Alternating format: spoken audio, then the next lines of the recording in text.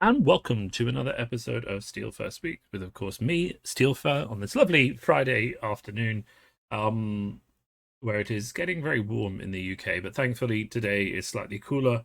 I do have aircon, but things do get very hot. If you've not watched any of these videos before, I am Steel Fur, otherwise known as Finbar. I've played competitive card games for a long time. I've played a lot of things. I am also very much involved in various card game communities. I'm currently one of the coordinators for the Alpha VAR LCG continuation project. So I'm always doing stuff like that, thinking about card games. And I like to talk about Flesh and Blood. And I've been playing in a lot of events. I have 9 skirmishes I've signed up to this month, some of which may get delayed because of COVID, but in general, I plan on playing in a lot of them, playing Chain, maybe playing Ira for reasons that you can see in my last video, where I think Ira is just way more consistent and therefore worth playing if you want to win. And I have just recently acquired some Heron's Flight and Fine Center, which we can get very excited about, because I didn't have them before, and I traded a lot of cards for those. Well, I didn't. My friends, I'm trading with friends, so they are trading with me at not the full price the market commands. We're trading with the assumption that they're not playing Ninja before Unlimited comes out, and I want to play Ninja before Unlimited comes out, and they're not that fussed whether they have a regular first edition, Majestic, as long as it's not a foil or something like that. So thankfully not trading as much as those cards could command, because these fine centers are bloody selling for like £50 on eBay or something like that. So we're not going that high. Anyway, the subject of today's video is kingdom speculation, because Monarch has obviously been out for a month. We had the James White interview where he talked a little bit about what people should expect from Kingdom. So I just want to throw out some speculation there, see if people agree or disagree, put out some ideas for things that could be in Kingdom, and a bit of a reason as to why I think they should be that way, and talk about the reasons that I think they could be that way. And kind of like justifications for ways that things could be different. While I talk, I'm going to put on... I've been doing a lot of gameplay commentary recently. Not gameplay commentary, just playing games recently. So I'm going to put on, in the background, this game, which I think is round 7 of the Lucky Gaming tournament, which is Chain versus Ira. You'll see here we're on turn 1. I think I started the game... Or maybe I think he started the game. So this is my turn 1. And I just didn't have the recording on straight away. So he attacked me turn 1. I blocked a bit, took 1 damage from a Kodachi, and then I came back with a Command and Conquer. And it was pointed out to me that my last video complaining about Ira, I beat Ira quite soundly.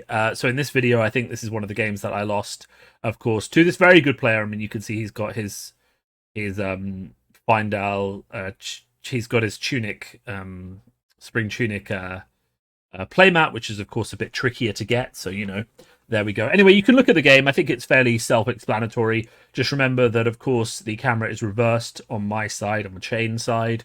So if you see me playing cards in a weird order, just reverse them, and I'm playing them in the other direction as attacks. Okay, so let's talk about Kingdoms while that's going on in the background.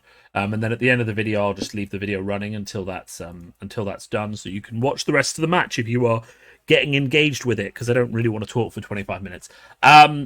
So Kingdoms is obviously coming out. We have a little bit of spoilers from the the card, the Dowsing Amulet. Yeah, the rare foil, looks like short printed card that's a yellow pitch that blocks 1 spell void, that people are quite excited about because it doesn't seem to be that common. And that amulet has on it the text, in the heart of the forest, the treasures of the kingdom lie hidden. And then it has something about 2021 on the side. So that very much is just a spoiler for Kingdoms, something to do with forests. And that kind of led people to believe that we may be seeing the Savage Land talent, maybe Savagery or whatever it's going to be called. Remember, we don't know the names for the talents from all these different regions, so it might be Savagery. So let's just lay out a couple of different scenarios for Kingdoms and whether I think they're more likely and what I think they're going to be like and whether they work out in one way or another. So my first theory, and in fact the theory I believe strongest, just based on the current evidence we have, okay, and this is kind of based because James White said in an interview that we shouldn't expect to see anything we haven't already seen in Kingdoms. It should be it's going to be an expansion of what we've already seen rather than something new, and that makes me quite interested. He also said it was by hands down the best sealed experience or limited experience he's played, and it very much a set that he would expect people to keep boxes of on their shelves just so they can crack out and draft it again in 3 or 4 years' time. So that's kind of exciting. I love sealed, so that's kind of exciting. But I focus more on the fact that he said that we wouldn't be getting anything new. Now, I personally take that to mean that we won't get any new talents, right? Okay, because you can't add a new talent without adding a new keyword. You can't add a new talent without adding a new mechanic or something like that. Now, he may have meant that we aren't getting anything like new, like playing from Banish, or anything new like just like new like to that level. Or we might be getting, say, okay, so for example, we could get landmarks because we already have a landmark on the library, and we could get mechanologist, and we already have mech cards, and then we wouldn't be getting anything new. We'd have landmarks, savagery, and mechanologist, right? And that would fall into the we're not getting anything new category, right? But we'll get back to that prediction later. If we take that prediction to mean that Kingdoms is going to be Shadow and Light again, which I think it very much could be and arguably should be, then we won't get anything new. Both the new Shadow and Light heroes will do what they currently do, play from Soul, play from Banished, just in different ways. And if that prediction comes true, then my class prediction for that set, just to get that out there, is that we will get all of the remaining classes that don't currently yet have a second hero, right? So that discounts Ninja, who, despite only having one proper adult hero, does have a lot of other hero options for things like Blitz. I don't think we're going to get another hero for Ninja just yet. I think Katsu is good and happy with where Katsu is. But that does mean that we will get our Guardian, of course, who we just have Bravo. We will get our Wizard, who we just have Kano. And we'll get our Ranger, who we just have Azalea. And we'll get those three. And then my other prediction, which some people will disagree with, is that we're going to get an Illusionist. So if we go Shadow and Light, we will get a Light Guardian. Obviously, Guardian has to be light in my books. It could be Shadow. Some of the Mangle art and things like that indicate that it could be Shadow. But I think we will get a Light Guardian. And then there's 2 flex slots. I think we'll either get a Light Wizard and a Shadow Ranger, or those 2 reversed. Because I think Ranger and Wizard could easily fit into either side. We don't really know where Volclaw is going to fall on the whole Light versus Shadow thing. And Wizards have a lot of power. They could definitely be on the good side, but some of the cards like Foreboding Bolt and Rousing Ether do kind of imply evil wizards. So we could very much see Shadow Wizard, Light Ranger, or Light Ranger, Shadow Wizard.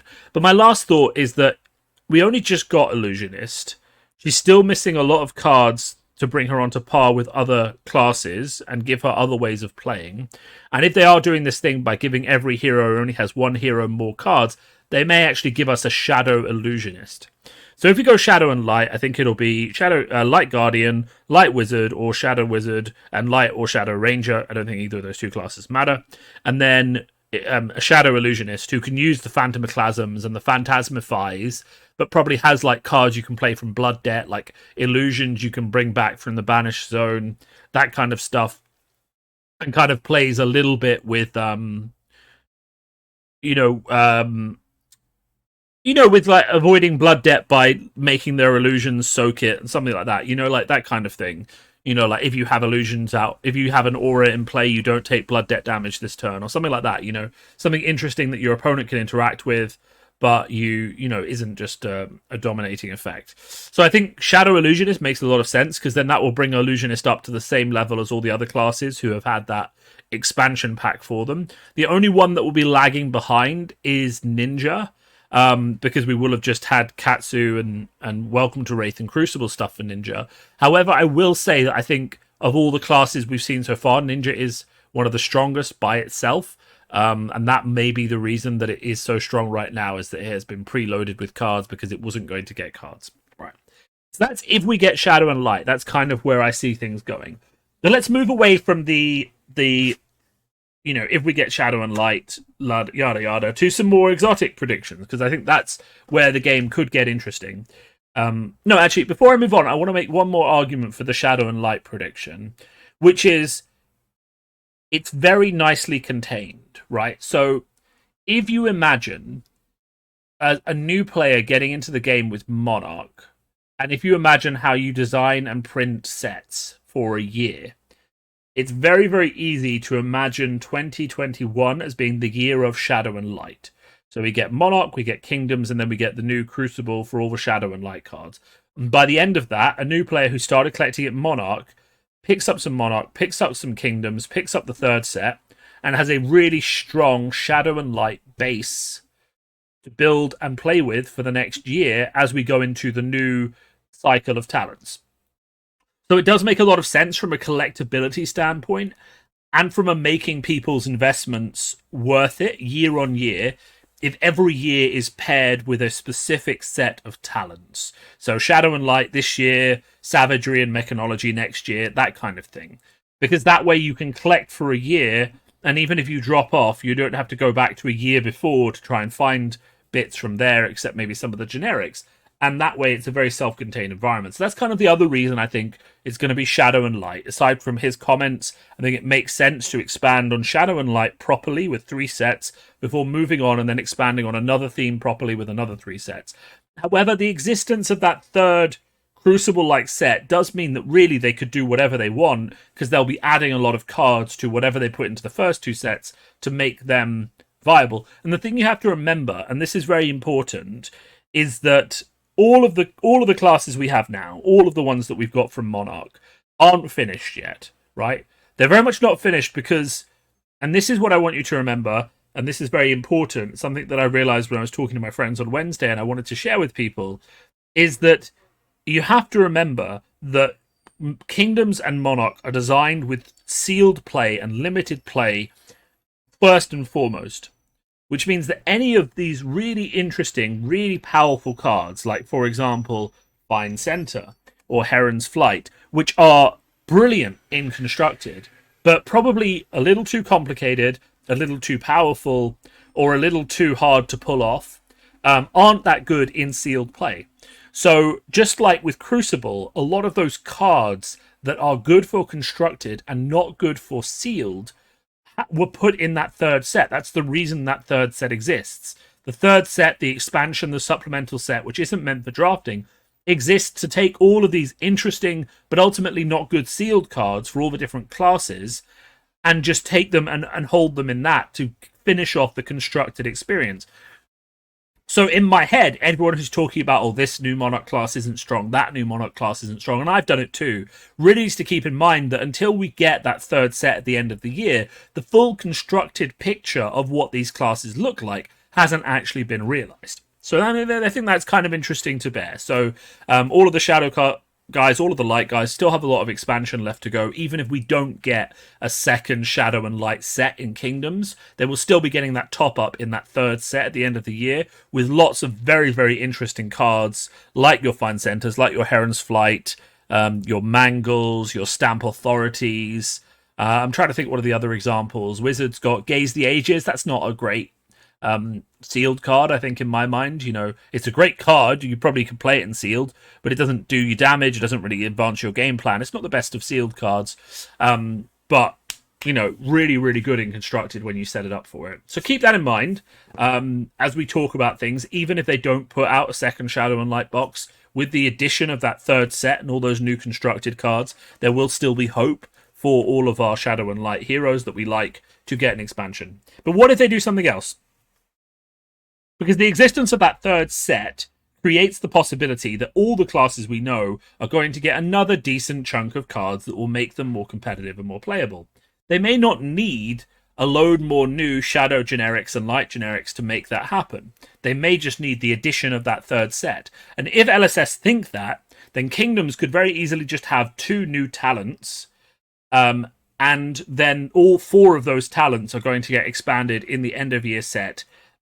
Much like we've just been talking about Shadow and Light getting expanded. That could happen. Now, we aren't going to see... James White was very clear that we aren't going to see anything new being added to the game in that set. Now, we can take that a lot of different ways. We can take that as, and I kind of already said this, as nothing new in terms of like playing from Banished Zone or Soul or anything like that. But, you know, what is a set if it doesn't have something new in, right? You know, you're not going to add a talent and then not have it do anything. So that's kind of an interesting question mark. But within the game, we do have some indications of things that could come that have already been added, so they aren't new. James White may in fact be baiting us, but aren't widespread yet. I'm talking about a few things. So firstly, the comprehensive rulebook has two new additions. One I mentioned in my video on the comprehensive rulebook, which is a ways back, the one talking about whether or not mentors and fables were going to be allowed in, because they specifically were mentioned as not being included. Thankfully, it has been clarified they are allowed to be played in blitz decks. It would have been silly if they hadn't been. But in that video, I pointed out two interesting things. The first thing was that the rules have been added to allow for additional cards in your arsenal. And the second thing that has been added is the landmark card. And the landmark card type. Remember the landmark, we only have one, but the rules for landmarks are that if I play my landmark, it destroys any existing landmarks in play. And then, of course, it seems like they have a rule for their own destruction built into the card. So let's expand on what those two things are and who we think those two things could work for. So firstly, we have the idea of a second arsenal, which is obviously, you know, would be very good for Ranger. But we have to ask, you know, is that in there as just a Ranger equipment that might be coming up in the next set, which could fit into the Shadow and Light Ranger? Or would it fit into, you know, a Ranger of any description who just got the right equipment? And that might just be a generic Ranger equipment that will come out in the next set that will allow for a second arsenal and make Ranger a lot more consistent, because then they can have a trap in their arsenal and an arrow in their arsenal, and maybe they have ways to get traps in their arsenal and become a lot better, and that's what we want from Ranger. But it could also not be a Ranger specific thing. It could be a new mechanic for a new talent. So it would be in the game already. We've got the rules for it, but it's not new. So James White can get away with saying what he said. And what region would that feel like? To me, okay, so let's break this down. To me, I see Landmark as belonging to the Mysteria region, right? Or is it the Mysteria region? Is it the Aria region? The Guardian region, basically. I feel like landmarks will belong to the Guardian region, but could also belong to the Ninja region. We see a lot of, and this is important, we see a lot of the Ninja artwork focuses not necessarily on the ninjas themselves, but on the area and the location that they live in. And the same with the Guardians. We see a lot of their artwork focuses not on Guardians themselves, but on statues. You've got Rouse the Ancients, which is basically a Guardian card. Towering Titan. You've got a lot of these indications that in these places the location is as important as the person. So we could have a ninja and a Guardian sharing that keyword for landmark use, right? And whether that would be Aria or Mysteria, I don't know. I think personally Mysteria is either going to be Spirit or Air. I think the Aria region is, you know, seems to be more inspired by like stories and music, so it could be a sort of Sonic, or it could be a, you know, I don't know. It's kind of like a sound or something based on either sound or location or culture or spirit. Not spirit. Like energy. I don't really have a good name or idea for the Guardian one, but it seems to me that Landmark, with that in mind, seems to come from either one of those two regions. Like just for example, Fine Center. You know, you can see I've used this card quite a lot in this video, but the focus is on the location as much as the person. And the same with Heron's Flight. Like the bird is there, but it's about where he's flying through. So I think it could go either way, or it could go into both. But I just mean that is an indication of that will be something new that we've already seen but being expanded on. So we could see either one of those as a talent in Kingdoms, and it would kingdoms, locations would make kind of sense. I'm not super hot on the landmark design, and I'll briefly talk about why. Basically, if I have a really positive effect on a landmark, right? So the landmarks are either going to be good or they're going to be bad. If they're going to be good, then you're going to want to play them in your deck, and they're going to have a big influence on your deck, right? And you're going to have other cards that key into them. If they're bad, you're not going to play them. That's fine. So if they're good, then having one in play will greatly benefit me.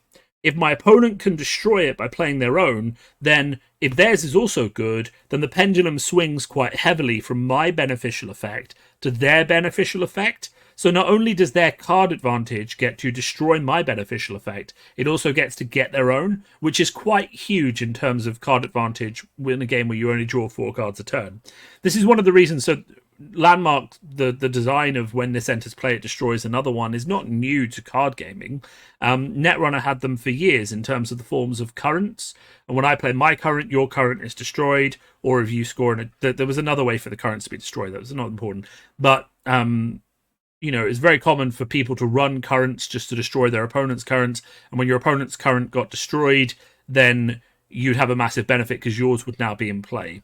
And that's a very dangerous design space. And ultimately, this is the interesting part, the currents were actually all banned from the new fan continuation Nisei project because it was deemed that they were just too good for that reason, because they replaced a beneficial effect for your opponent with your beneficial effect. So I'm very wary of the current rules text on landmarks and how that's going to work out. Flesh and Blood seems to be a great game so far, so obviously willing to give LSS the benefit of the doubt, but I'm slightly worried about that. But that could just be an indication. So we could have a Mysteria or an Aria focus talent where both heroes would care about landmarks, and we could have Ninja and Guardian on that side of the fence. I think we could also have Savagery, Savage Lands, the kingdoms. The Dowsing Amulet does look a bit like a bit of a jungle or a forest. We could very much have Savage Lands in there. I think Savagery makes perfect sense for that. And within that, we could have a Ranger. I think we've already seen indications of a Savage Ranger. We could have a Savage Guardian. That would work fine, I think, in terms of class feel and big attacks and stuff like that. And we could have Savage Wizard, kind of shaman kind of thing, but I don't know if we've seen indications of that. But shamanism, certainly in fantasy games, traditionally is associated with things like lightning and fire. So you can think of shamans in World of Warcraft and things like that as an inspiration. So seeing a shaman use chain lightning from the Kano school of things wouldn't really be that surprising. Though hopefully if they do decide to add something like shaman, they won't just go down that easy fantasy route, and they will go towards a more nuanced view that is more culturally based in the origins of shamanism, and not just, well, they heal people with magic and they summon lightning from their hands, because that's a bit reductive. And one of the things that we're trying to avoid, because there's so much of a deeper lore regarding shamanism and things like that coming especially from Central America and things, and those kind of regions that could be tapped in a very culturally aware way to create a much richer talent if they do decide to add shaman as a class in this game, which I think would be cool. But I don't just want to see it as a Savage Wizard is a shaman, but that could be a route that they explore. And then I think aside from that, we just have Mechanologist. It's really hard to say what classes they would pair with Mechanologist. Mech Warrior seems to be a bit of an easy win, but I don't really want them to do that because we've got enough warriors, and also that's just so tropey. I'm fully on board, by the way, with the idea that Mech is a talent and not a class. It just makes perfect sense to me. We've got a boost mechanic that will work for all mechs. We have the items. Boost to me feels very much like Blood Debt. Boost to me feels very much like Soul. It just feels like something that could work in a lot of different classes, and that Dash just uses in her own special way with her own items. I very much see that Boost could just be a cross theme spec. So I'm fully on that bandwagon. So we could just see Mech. We could see thing. The only other class I think would be interesting is that we could get a Savage Shapeshifter. I think that would work really well in terms of theme and class expansion. So I think if we were to get something that wasn't Shadow and Light, in Kingdoms. I think I would very much go for Savagery, and I would very much go for Mechanologist. And again, I think we will see the classes that do not have more than one hero. I think we could very easily see a Savage Guardian, big attacks, some special keyword. I think we could very much see a Savage Shapeshifter, which would essentially be a kind of brute. No, it would essentially be a kind of druid feel, because it would be a Savage Shapeshifter. And it would let them add cards for Shiana, for example, and make her more playable. So we wouldn't be seeing something new. We'd be seeing another Shapeshifter class, which, again, we've already seen in Shiana, and it would have some tie to the savagery. So you'd be able to change your weapons to different forms and things like that, maybe, or you'd be able to play, these beast attacks that have more strength if you're in a certain form or that kind of thing. Shapeshifting druids. And again, because we're trying to think about that little line that James White was allowed to say, which is not much was going to be added that was new. Adding a new shapeshifter, again, not adding something new, just adding new cards for an existing class. So, we could be going down that route. So we could do Savage Ranger, Savage Shapeshifter on the Savage side. And then on the mech side, I mean, what would we really see? You could do a mech wizard. I mean, lightning and gadgets kind of go together. Boosting to banish and then having ways to play those boosted cards for more go again or something like that would be interesting as a way to get the go again that wizards need to do their chain combos. So, like, for example, I could play an arcane, lightning spell and then boost to get go again, and then play like chain lightning, and then it would work. Boost would work with wizard combos, and then we could just get, what was the other class that doesn't have a second hero? It's Ranger, Guardian, Wizard, and I think that's it. Actually, I think the rest. So I actually went back to check my notes, and what I had written down was Savage Guardian, Savage Shapeshifter, which would basically fill the Druid sort of role, Mech Ranger, and Mech Wizard. Now I think Savage Guardian, Mech Ranger probably makes sense, but you could also switch those, have a Savage Ranger, Mech Guardian. I don't know if Savage Wizard makes sense, though we have kind of already talked about the idea of shamanism and things like that in terms of other ways you could approach magic in the environment. But I think really that's my prediction. I think there's a really strong indication that we'll get more Shadow and Light. We won't get anything new. I do really like the idea. It's kind of just a wrap up. I do really like the idea of yearly cycles focusing on those different talents. So Shadow and Light 2021, 2 more in 2022. By the end of the year, you have a really developed meta of those talents. So you've got a fully fleshed out 8 heroes with those Shadow and Light talents, plus maybe some more in the Crucible, the third set, and you really have some interesting stuff going on there. So, I think that is how I prefer it to be, though I do understand the downside of that approach, which is that if people do not like Shadow or Light, then they can feel kind of like anti-theme for the year, but you can't please everyone. So I think it would be better to have, because then of course you have the added bonus of, if I buy Monarch and I buy Kingdoms, I have these massive pile of generic Shadow and Light cards that I can use to build decks in either, and that really helps new players getting into the game every year. So I think that makes sense as an ongoing cadence of 3 sets a year, 3 sets exploring the same talents every year, then lots of overlap between the sets. And if a new player gets in 2024, when we're doing our we'll say fire and wind sets, and everyone's buying fire and wind, then they can just buy fire and wind too, and not be as at a bigger disadvantage. So with that final thought, I'm going to leave you. Of course, if you've watched this far, thanks for watching. As always, I'm reasonably surprised the number of people who actually stick around to the end of the video. So you guys are my, I won't say diehard fans, but at least people who like listening to my voice. As always, if you like this video, please do hit like, please do subscribe. That lets me know I'm doing a good job.